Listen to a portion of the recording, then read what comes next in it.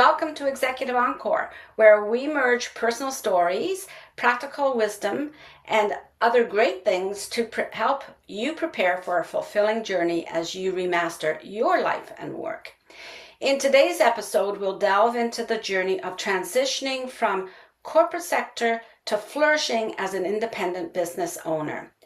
Join us for an inspirational, motivational, and actionable advice to help you to take control of that transition, whether your step involves freelancing or launching an online enterprise. If you're contemplating this transition from corporate work to freelancing or starting an online business, you're in the right place. This video podcast is for you. So I'm excited to introduce you to Kiri Mohan. Kiri has been a successful freelancer herself for over a decade, navigating 2 recessions while working just 20 to 25 hours a week, raising 2 children, and keeping up with all things Star Wars. Kiri, do you have something to say about the Star Wars? Is that your passion, or is that through maybe children's passion? No, it is mine. It is 110% mine. I am a big Star Wars fan. I have been for over 20 years. And I think if you're watching, you should be able to see over there. There's a little Grogu in the corner, a little Oh, okay. picture. Oh, But yes, of course, I can see that. it's Yes. hard to see. It used to be like I used to have my office set up differently and it was right behind me.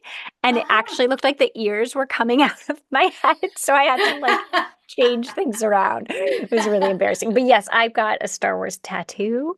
My Oh, do kids are you? both have Star Wars names. Their middle names are Star Wars related. I have my wedding band is customized with Star Wars like insignias and pictures and yeah, I got a whole My Star Wars thing here that no one can see. There's a lot of Star Wars in my life. My goodness.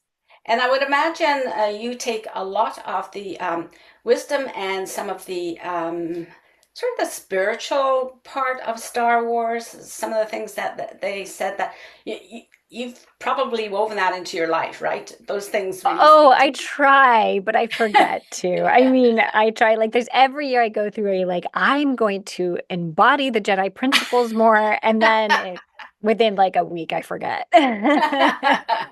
But you've got little reminders in your office, so that's good. Yes, yes. So Kiri's programs transform women freelancers and contract-based businesses from struggling to thriving, guiding them to grow their freelance ventures and achieve sustainable incomes and reclaim their time. So those are 2 important things that Kiri works on, is achieving the sustainable incomes and reclaiming time. So Kiri believes that you can remaster your life and work with a meaningful purpose, a flexible schedule, and sustainable income that you deserve. So today, Kiri will share her invaluable insights with us. When she's not busy creating courses or watching Star Wars or uplifting women, Kiri enjoys podcasting, savoring tea, immersing herself in books. And so be sure to check the show notes in YouTube and in your podcast so that you can see links for Kiri's podcast, Freelance to Freedom podcast, her favorite tea, and her top book recommendations. So, a segue into the interview, I just want to share some quotes before Kiri shares her insights. There are 2 quotes that are related to the topic today. And that is that pricing is not just about making money, it's about creating value for both your business and your customers. Also, your value doesn't decrease based on someone else's inability to see your worth. So if you're watching on YouTube, let us know in the comments which quote resonates with you, and I will respond to your comment, and I'm sure that Kiri will as well. So, Kiri, I did welcome you shortly. We were talking about Star Wars, but I'd like to ask you specifically in transitioning from a corporate background to becoming an online business owner, it can be profoundly transformative. Could you share some highlights from your experience along with any cautionary tales that you have? Yes, I think the most transformative part of it is learning, gosh, how to have a thick skin and how to stay self-motivated. I think that intrinsic motivation and that ability to be self-motivated is not taught in a corporate office in the way that you learn in an entrepreneurial way. I mean, there can be months, especially when you're starting out, when you have nothing and you don't have clients and you're putting yourself out there in every way possible. And you're just thinking to yourself, what am I doing wrong? But you need to be able to get up day in, day out and motivate yourself, see where you can improve yourself, and continue to go at it. And that's also why you need a thick skin, because you will have, like, you're putting yourself out there over and over again, grasping at straws, it's going to feel like sometimes, and just trying to make it work. And people are going to say no, no, no, no all the time. And you're just going to have to refine, refine, refine, refine. So I think those are two things to me that have been transformative. I think it has, seeped into my personal life. I definitely have like a little bit of a thicker skin than some of my other friends and family members who don't have that entrepreneurial mindset, who haven't been entrepreneurs. But it also, in a way, I mean, this is not true for everyone. It makes me super, I want to say bullish and aggressive at times, because that is the world I'm in, where I just have to pick myself up and go, go, go. And I don't like hearing no, and I'm going to keep trying. And I think in some ways I can come off very aggressive to some people when I don't mean to be. I'm just like, well, I don't understand this answer, or I want more. Or I think this should be explained better. And then it just, continues. I just continue to push a little too hard. Well, I'll push back a little bit on that. I wouldn't say it's too hard. I think it's the right amount of push, because you're asking a lot of yourself, right? And so then you're standing up for yourself by asking for what you want. So I'll give you a little bit of pushback on that. I think you're A little not too grace. You're good. You're grace. Yes, I love that. I love do it with grace. And it does. When I was listening to what you're saying, it does sort of bring to mind the need for a structured environment as well, right? I know when a lot of people first started working at home, they thought, oh, well, here's an opportunity to test it out. But they could still get distracted by things that were not work related or business related.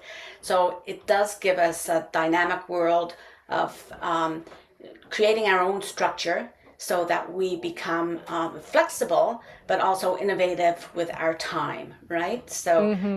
could you say a little bit about your experience when you first started to work on your own, or what you see other people struggle with? Oh, I love that you say that. So I definitely actually have a marketing planner for my students that's also a freebie. Maybe we should put that in the show notes too, Okay, we because I will do think that. students and even myself, when I was starting out, the biggest struggle was just continuously putting yourself out there and marketing yourself when things weren't going well, and doing it in a way that was sustainable for you as a person, because you have so many different people, especially if you're like trying to learn marketing and you've never learned it. Like, I was not in a marketing role, and I had to learn how to market myself and put myself out there. And people would say, oh, everyone needs to be on Facebook. Oh, you need to run ads. Oh, you should do Google ads, not Facebook ads or Instagram ads. Oh, you should have an Instagram account. And now it's like, you should be on TikTok. There's so much, so much. So how do you manage that in a way that you don't burn out and you don't get Mhm, overworked? So mhm, to give you an example, when I started, because I was working full time, I would leave the house at around 8 and I would get back probably around 6, and then I'd have dinner. So the time I had during the work week was very small to work. So I actually did discipline myself to get up at like 5:30, 5:45. I would spend the morning scheduling my marketing posts. That was like, okay, I'm going to schedule my LinkedIn. I was on Twitter back then. I was going to schedule those to go out, and I would have everything set up. So that would be going while I was at work. Then I would come home, and then I think it was like Tuesday, Thursday, I did cold pitches, and I would just tweak them and try to figure out who would be interested in my services, what kind of pitch could I send that would make them actually respond. I'd reach out to people, like people I knew. Monday, Wednesdays was for freelance marketplaces, which looked a lot different back then. But I would send proposals and, again, keep tweaking it, try and say, like, what makes someone respond to me? Even if they say no, thank you, because my prices were high, at least I got a response and they were like intrigued enough to answer, right? And then I would, like, once a week, I would write a blog post because I wanted to have SEO. So I was like, okay, these are what's working for me and this is what I enjoy to do. So I just need to make sure I have it in a schedule, because if mhm. I don't have it in a schedule, it's gonna fall. I'll be like, I'll do it tomorrow. I'll do it tomorrow. But by setting it Oh up yeah. very, very concretely, these are the days I do this. These are the days I do that. I think I was able to push and accelerate my business forward in the little bare minimum of hours I had during the week.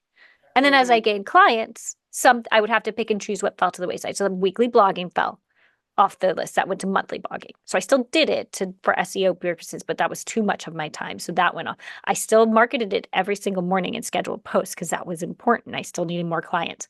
But depending on how many clients as I continued to go, little things, maybe I only looked at freelancer marketplaces once a week. Maybe I only went to networking events once a month, right? So it's about learning what is best for your personality and sticking to it. Yeah, so that greater autonomy that you get, there's a lot of self-discipline to make sure that you're doing the right things for you and your business, right? Mm-hmm. That's a great message to give to other fledgling entrepreneurs, okay, especially those coming out of corporate, because like you say, in corporate life, it's all planned for you. Someone else is planning what the goals are. You may have your specific goals for meeting their goals, but this is all self-driven, right? When you're an Yeah. entrepreneur, yeah. So let's move on to this topic of effective pricing. Can you elaborate on how important that is, that your offerings are effectively priced so that you achieve this sustainable income? You just talked about like a sustainable lifestyle and work style, right? But what about the sustainable income to support your lifestyle? Yes, and that's the tricky part when you are transitioning from a corporate background because too many people I work with, they say, okay, I should probably memorize this. I don't have this memorized. But like they say something like, okay, I'm making $100,000 a year. Let me go to an online calculator. How much is that per hour? I don't know it off the top of my head, but they say, all right, whatever, it's this much per hour. Okay. And they forget that they have to take out their own expenses. They forget that they're not considering all the times they spend marketing themselves. They forget operational costs of the business. They forget taxes. They forget everything. So when they are actually at the end of the day, they're coming away, let's say, let's do $10 an hour to make it easy. They come away with like, God, maybe like $4 an hour. They say, what? Or we can change it to $100 with $40 an hour. And then they think, oh, I just got to get more clients because then I'm going to build up to the salary I want or the income I want. And the whole problem with that mentality when you're coming from corporate is that again, you forget all these things and you're just going to overwork yourself to the ground. You're going to burn out and you're not going to be able to continue to be an entrepreneur. And the whole reason a lot of people start this is because they want that autonomy, they want that flexible schedule, and they want all of that, but they never learn how to price themselves effectively. So when I come in to my students and what we're working on is usually the pricing is the first thing we look at. Too many people think, oh, I will think about my flexible schedule I want first and the freedom I want. That's what attracted them to this consultant freelancer lifestyle. But unfortunately, if you're thinking that first, you're going to make mistakes. So we look at the pricing. If they want to stay hourly, that's fine. And I work with them on hourly, but most people I try to move to some kind of package pricing. And the way we do that is around availability and turnaround time that the clients need. Because you can't really put an hourly rate on that, which is why it's so important because we put that in as a package and we take all the things that they want to include in that package. If they're a copywriter, like how many edits they have, how many drafts, how quickly do they need a turnaround time. And then we will tier it out so the client has options when they come to you and you're always making like, what's the minimum you want to make? Okay, that's the minimum. I don't argue with them. I don't say like, oh no, you should price higher. Or no, you want like if that's the minimum, if you got 5 clients on that minimum package, then let's do that. And that's what we're going to aim for. But let's have more. Let's have some that are higher so that if you can convert people to the higher, you're like, wow, I'm great. And that's how we create this pricing strategy that works so that you're getting paid what you want and you don't have to focus on the hours. For those that do want to stay with the hourly, I do that. But what I do is I still tier it out. I'm like, all right, the people who want it faster, let's bump that to easy pricing, $100 an hour versus those that want it in a month, like a website designer I worked with. She has some people come to her that are like, as long as it gets done within 3 months, we got 5 pages, that's fine. But then she has people that come to her that are like, I want a new website, like I'm starting my business or I'm rebranding or I have a new business, whatever it is, and I want it within 2 to 3 weeks. Okay, you want to stay hourly, but let's bump that up to $75 an hour versus $50 an hour or $40 an hour for someone who needs a slower turnaround time. So Mhm. you're working with people, you're working with their psychology of options because people like options. And you're also working with like, you want this faster, then this is going to be more of a higher price point. Mhm. Hmm.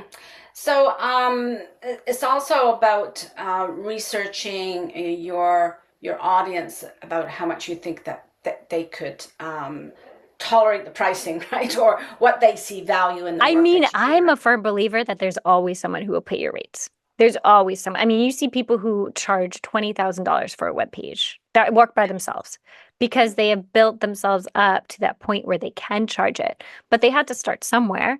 And I Yeah. still think that even charging $2,000 for a web page is not crazy money. And you could easily build up from there. There's always someone who will pay your rates. And you know that because all of a sudden you spit one right out there and you're like holding your breath, thinking no one's going to buy it. And then they say, okay, sure. And you're like, Yeah. oh, Yeah. I should have gone even higher. Right. And we are given the message very often that we are not charging enough, but I think that sometimes comes from people who don't understand the wide range of people that we work with, and you cannot just have one price for everybody. And you've talked about that, right?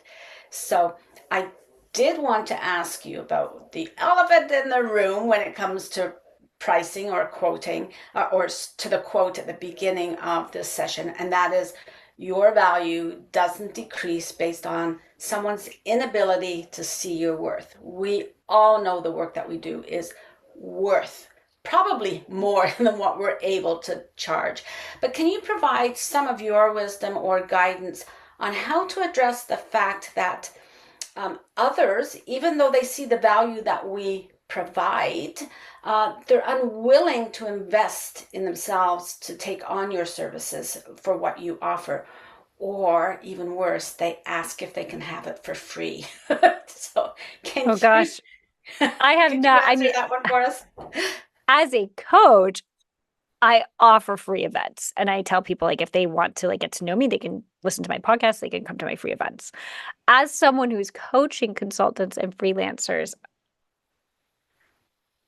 it's an interesting thing.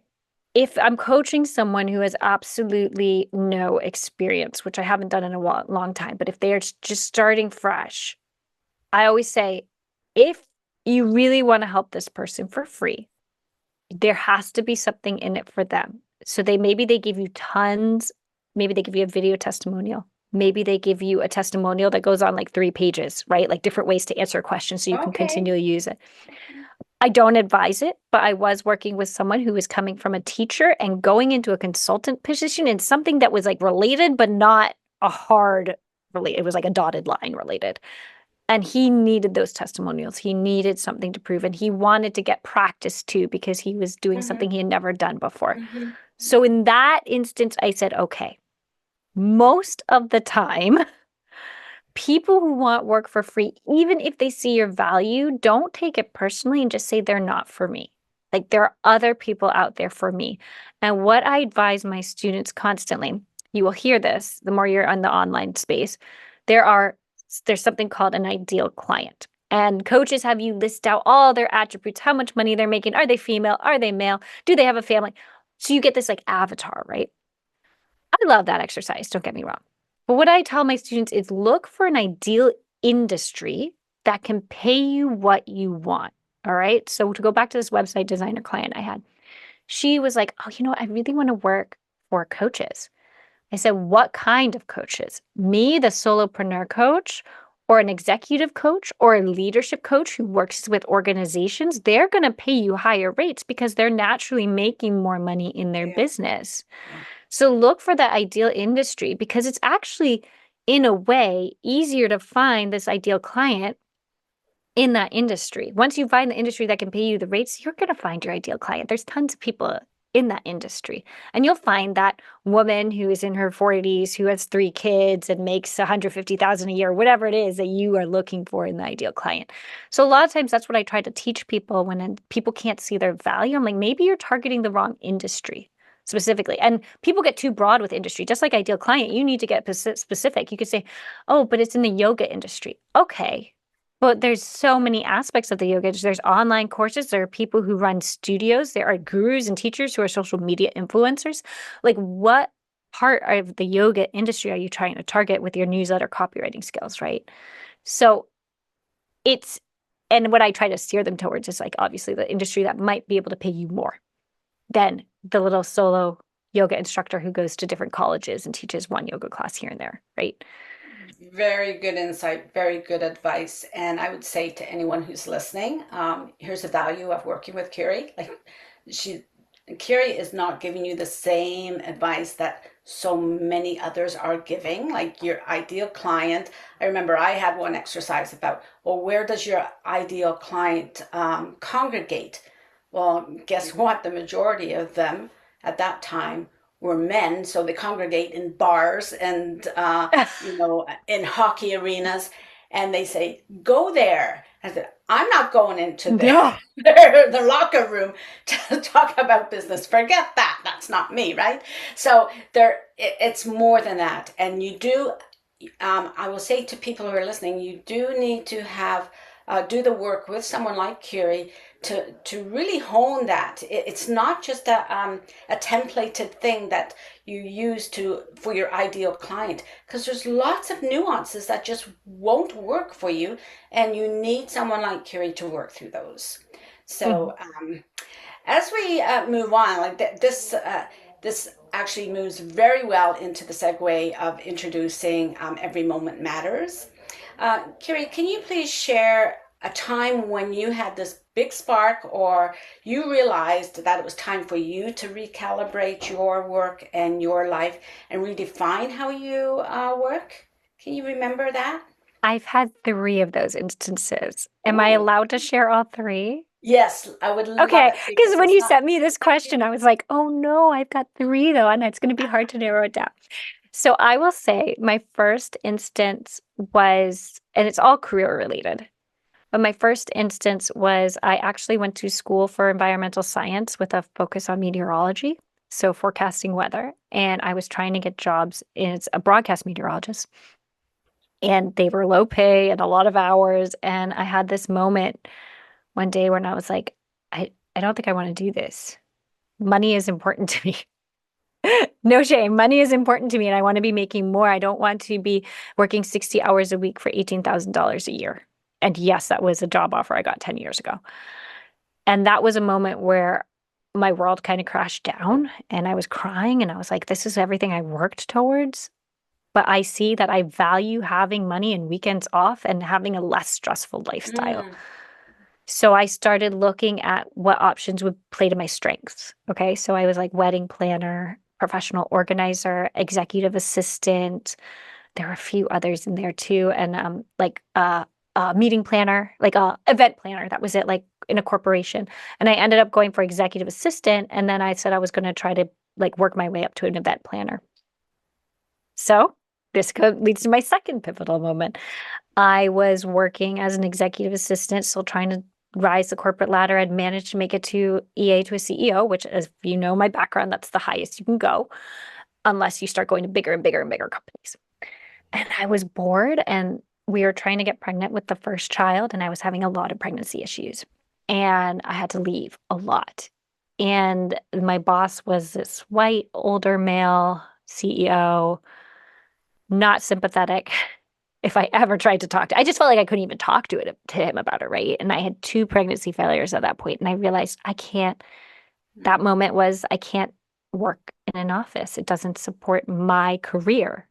If I continue up this ladder, even as an event planner, I'm going to probably be working for white men and CEOs, C levels who just have no sympathy. And it wasn't like it was a toxic work environment. I didn't have that. It was just this realization, this moment of, no, I don't think I want to do this anymore. What can mhm. I do? And that's when I found freelancing and I tried a bunch of different things. I ended up being an, funnily, executive assistant freelance. And I think because had that experience, I was able to charge more. And my next moment was after doing that for many years. One day I was like, I don't want to do this anymore. Like, I've got two kids. Sometimes an emergency comes up, and these people are unsympathetic. Even though I choose my clients with such care, sometimes they are so like, you need to figure this out right now because that's the role. And I had been coaching for a while, and I just said, you know what? My life has changed. I think it's time to start coaching and try to bring this full time and have the group programs and to have the private coaching and bring it to the next level. So every moment has kind of been dictated by career and lifestyle at the same Yeah, time. This yes. need of like, I am want an expansive lifestyle. I don't want to feel like my career is hemming me in or closing in. And whenever it feels like that, I think I've now reached a pattern enough in my life to say, okay, it's time for a change. Mm-hmm, mm-hmm. And as you move along, you're building more skills, more experience, and more opens up to you, right? So you never Yeah. know what that next moment is going to be. That's great. So, how can people contact you if they do want to learn more about how you can help them in this transition? I am most active on LinkedIn. You'll find me on there all the time. So I'm the only Kiri Mohan. So find me there. Also, hello at corporate2contract.com, the number two. That's my email address. And I would say you could also find my website, corporate2contract.com. But if you really want to connect with me quickly, email or LinkedIn is the best way. Okay, great. And so you've given your email. We can find you on LinkedIn. That's great. I would ask people if you're connecting with Kiri on LinkedIn just to reference this YouTube session that I've had with Kiri so that Kiri and I can see just how effective our outreach is together, right? So we would both appreciate that. Kiri, what would you say is a good call to action for today? What would you like people to do? Well, like I mentioned, I have my marketing planner, which I can send to you for the show notes. But I also have a money mapper, which is kind of the base point of what I work with my students to find out how to get a salary and a sustainable income that they want.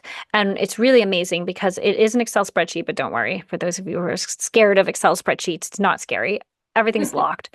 You just put in like, okay, ideally I want to make, let's say, $20,000 a month in income, and then you put that in, then you put like basic expenses, and then it automatically takes out the taxes for you and the expenses, and then you see how much you would actually bring home and put in your pocket. Now, the great thing about the money mapper that I created is that it's got a lot of different tabs. It has just you business. Then if you're a single income person and it's just you, like Wow. you also can take out like your utilities and your set expenses and like personal stuff so that you're like, wow, this is how much I need to make in order to make sure I can cover everything. There's a tab for as you grow your team if you have contractors. And finally, I look at it as like a life cycle of the business. The last tab is for if you want to contribute to a SEP IRA. It has something in there to show how much to take out of your income every month and put away for a SEP IRA at the end of the year. So you can pay Mhm. that out of your business as opposed to from your personal account. And for Canadian watchers and Canadian listeners, you will relate to our retirement savings plan. So I think that's what I think it's very Carrie's- similar from what I've it's heard from my Canadian it's students. yeah, it's the same concept, right?